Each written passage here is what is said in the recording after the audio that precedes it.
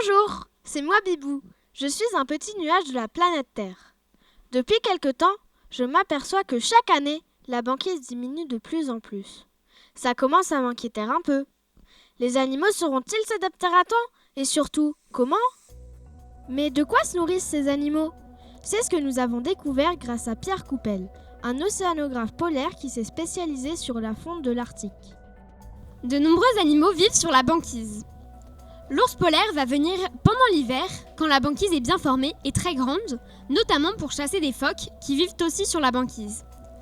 Ils y creusent des terriers pour se protéger, donner naissance à leurs bébés et s'isoler quand il fait trop froid dehors. Pour se nourrir, ils vont plonger sous la glace à la recherche de poissons. Un autre animal qu'on retrouve seulement en Arctique est le morse. Il va aussi plonger sous la glace à la recherche de coquillages et il va se servir de ses deux grandes défenses pour aller gratter le fond de l'océan. Quand il est fatigué, il va de nouveau se hisser sur la banquise à l'aide de ses deux grandes défenses et faire la sieste. D'autres organismes sont tout aussi importants, et pourtant quasiment invisibles car ils sont minuscules. Ils jouent un rôle clé pour toute la vie de l'océan Arctique. Pour les voir, il faut aussi plonger sous la banquise et rechercher des endroits où elle est recouverte de verre. En observant ces organismes au microscope, on peut voir qu'il s'agit d'algues de glace, qui peuvent vivre à la surface ou même à l'intérieur de la glace.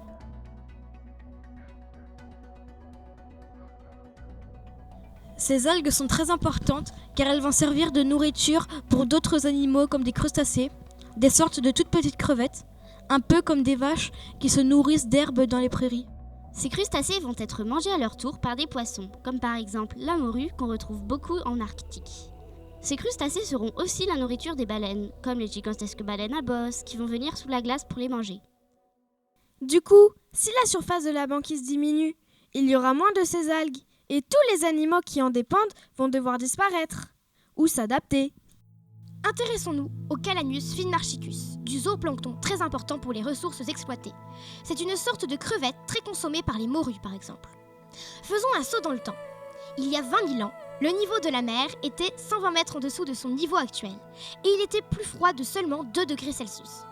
À l'époque, ce zooplancton se trouvait principalement au sud du Groenland. Aujourd'hui, 20 000 ans plus tard, ce zooplancton s'est largement déplacé vers le nord. Voilà ce qu'on a appris du passé. Des augmentations faibles de température ont déjà eu des effets importants sur la biodiversité. Bon, d'accord, les températures changent. Les espèces se sont déplacées et se sont adaptées. Nous avons demandé à une glaciologue, Daphné Buiron, quel impact cette fonte de la banquise pouvait avoir. Il est toujours difficile de prédire comment une espèce est capable de s'adapter, surtout à cette vitesse. Les phoques, par exemple, dépendent de poissons qui suivent des masses d'eau avec des températures particulières. Si l'eau se réchauffe, les poissons vont avoir tendance à migrer plus au nord pour trouver des eaux froides qu'ils aiment. Les phoques vont donc devoir suivre ce déplacement.